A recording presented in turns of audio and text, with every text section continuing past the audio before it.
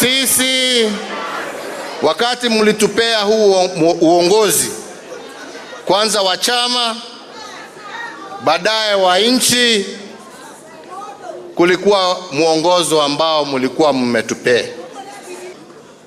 Tukajaribu kulingana na uwezo wetu kutekeleza yale ambaye tuliweza kuyatekeleza,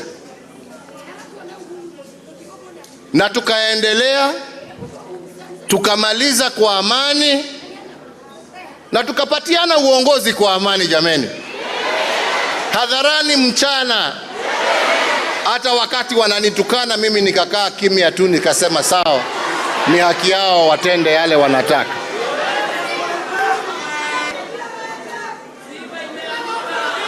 Na yale yametokeza tu matusi, kuiba mbuzi,